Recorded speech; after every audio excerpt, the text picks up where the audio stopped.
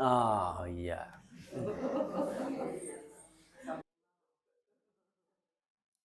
Ceritanya panjang, Dek.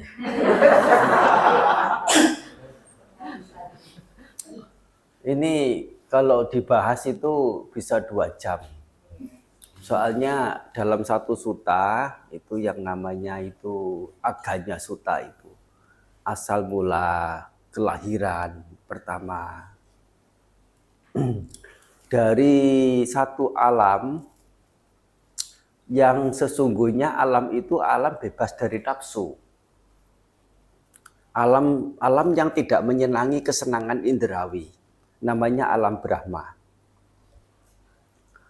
Sewaktu bumi ini baru-baru terjadi, masih berupa cairan hangat begitu. Itu seperti ini, seperti tajin begitu. Tahu tajin enggak? Tajin itu air nasi. Nasi yang direbus, yang ditanak, nanti akan ada air yang ada kandungan sari-sari berasnya itu loh.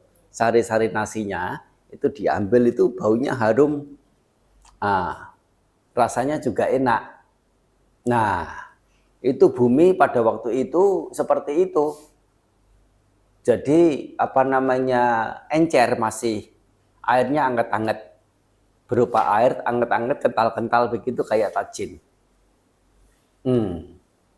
Dan alam Brahma ini setelah masa-masa kekuatan buah karmanya itu mulai habis di alam Brahma, ya masuk menuju menyenangi lagi pada kesenangan indrawi.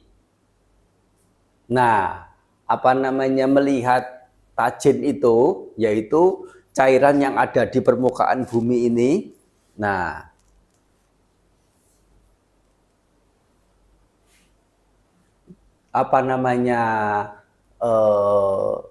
baunya harum, rasanya enak. Kemudian lama-lama menyentuh, yaitu memakan itu. Lama-lama ya melekati, ya tubuhnya menjadi padat. Pada waktu itu belum ada laki, belum ada perempuan. Belum ada yang namanya mama papa, belum ada, semuanya sama. Nah, lama-kelamaan itu ya kalau dalam singkatnya ya, kalau dijelaskan sesuai sutanya itu dalam waktu yang sekian ratusan juta tahun akan ada begini. Dalam itu sekian ratus juta tahun akan menjadi begini, sekian ribu juta tahun akan menjadi begini. Jadi tidak berlangsung langsung bluk muncul manusia, bluk muncul kambing begitu ya. Tidak, tapi itu berangsur sedikit demi sedikit, persis seperti teori evolusi. Nah, begitu. Saat kiamat pun juga sama dalam agama Buddha. Nanti akan muncul matahari kedua, nanti akan muncul pada matahari ketiga. Tapi sekian ratus ribu, sekian juta tahun lagi baru ada. Dan ya sebelum matahari ketujuh ada itu, manusia sudah tidak ada lagi. Di matahari keberapa begitu manusia sudah tidak ada lagi. Sudah sampai kemudian bumi ini hancur terbakar oleh panasnya matahari yang ada 7 itu. Nah, memungkinkan tidak ada 7 matahari di bumi ini muncul? Memungkinkan sekali, oleh karena tata surya ini berada di mana? Di galaksi Bima Sakti. Ada berapa bintang itu? Ratusan juta bintang. Setiap bintang adalah sama dengan 1 matahari.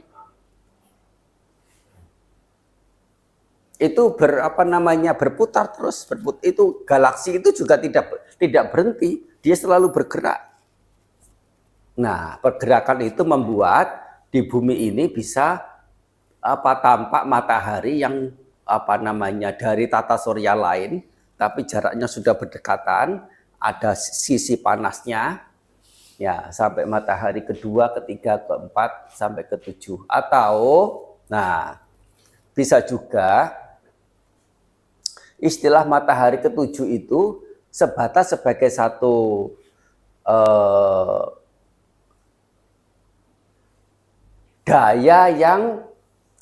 daya panas yang dikeluarkan oleh matahari yang sama, yaitu mataharinya satu tapi panasnya 7 kali lipat.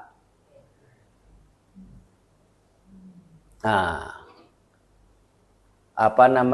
yang mana itu ilmu pengetahuan belakangan itu memprediksi matahari itu semakin tua dia akan semakin mengembang, tidak sepadat dulu. Karena mengembang dia menjadi besar, besarnya sekian kali lipat, dan panasnya juga sekian kali lipat. Warnanya tidak seperti ini, warnanya akan menjadi menguning memerah. Namanya the red giant. Nah, begitu. Coba search di internet the red giant. Itu apa?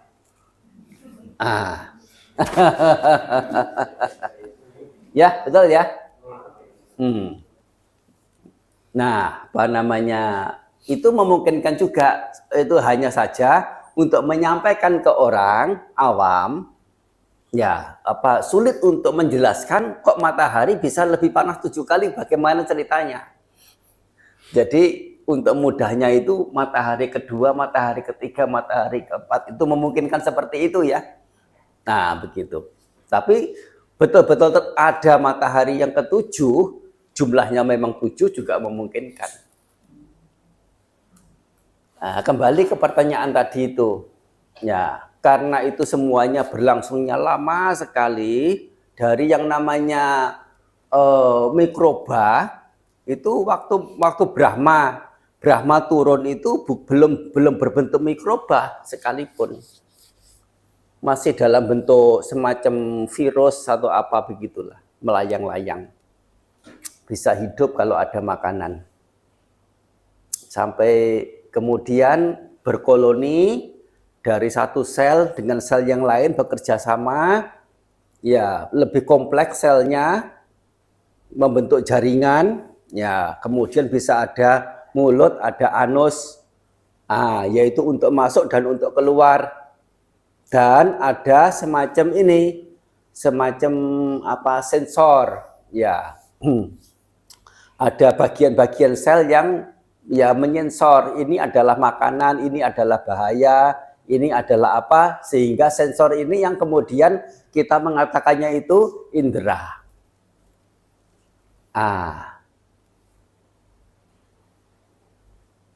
Nah ini berevolusi, kemudian perkembangannya itu kemudian muncul ada yang namanya pemilahan menjadi yang jantan, yang betina. Ya, karena itu sendiri juga selalu dalam proses evolusi untuk mendapatkan satu entitas yang lebih baik dan lebih baik lagi untuk jenis yang sama itu.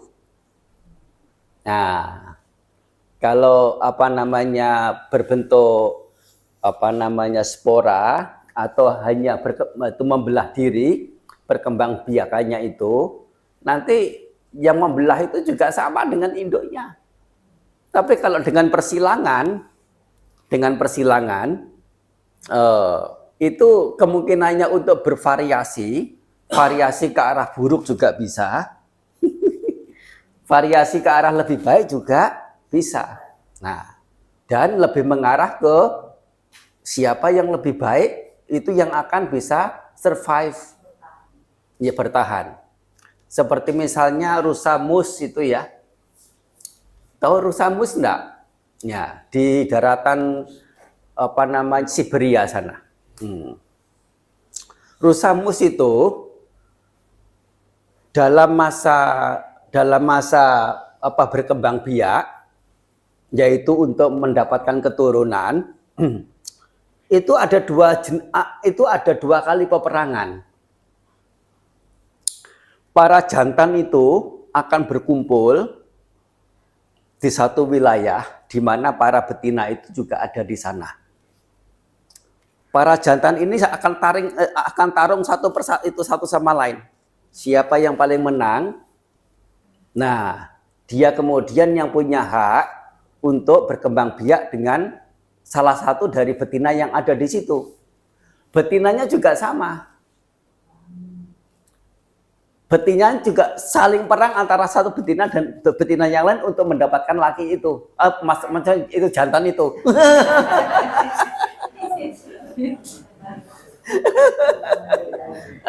Begitu. Ya, betinanya saling tarung juga untuk mendapatkan jantan yang satu itu. Jadi yang unggul sama yang unggul. Nah, itu bagaimana itu secara natural begitu ya, secara alami. Itu ada semacam perjuangan untuk mengarah ke kualitas yang lebih baik. Nah, begitu. Ya, jadi asal mulanya memang ya laki dan wanita itu tidak ada memang, baru ada belakangan. Setelah ada perkembangan dari sisi evolusi, atau apa itu evolusi? Perubahan yang pelan-pelan dalam waktu yang lama. Nah, namanya evolusi. Berevolusi. Nah, sehingga kita itu dari mana? Ya, kita tidak bisa untuk menjawab kita itu manusia dari mana. Manusia ya dari evolusi yang tanpa sadar itu sudah seperti ini. Tanpa sadar. Itu kalau dikilas balik begitu, ilmu pengetahuan sekarang juga tidak bisa memastikan manusia itu dari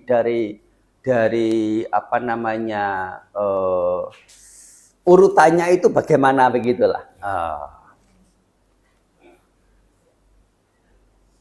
Meskipun sudah ada praduga. Oh, dari dari ape dari mamal.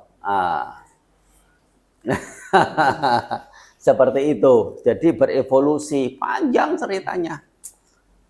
Jadi manusia pertama dari mana? Manusia pertama tidak ada. Oleh karena itu semua bareng-bareng dan tanpa disadari itu sudah manusia atau belum. Seperti kalau siapa sudah mengenal ilmu ilmu biologi, yang antropologi, bukan antropologi ya, ya seperti manusia purba, ya ada sebut Pithecanthropus, ya Erectus. Apakah itu manusia? Manusia. Tapi seperti itu.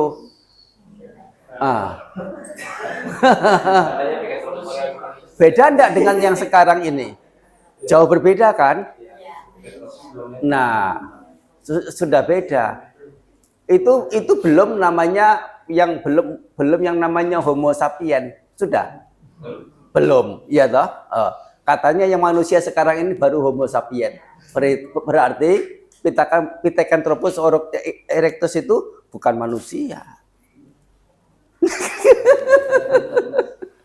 Tapi ya boleh dikatakan sebagai cikal bakal manusia atau apa. Mungkin setelah itu mengalami kepunahan juga bisa jadi. Kita nggak tahu. Ada entitas seperti itu. Ada yang punya entitas seperti simpanse. Ada yang punya etinta seperti orang utan. Iya. Jadi apa namanya, jawaban ini mungkin belum bisa membuat ya bisa paham ya. Tetapi mau menjawab dengan tipu-tipu juga Bante nggak suka. Nah begitu.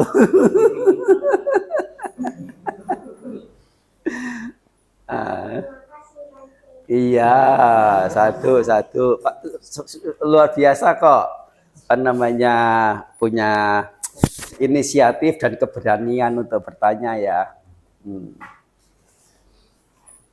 Menemudana semuanya ya. Ya. Sapitiyo wiwajanto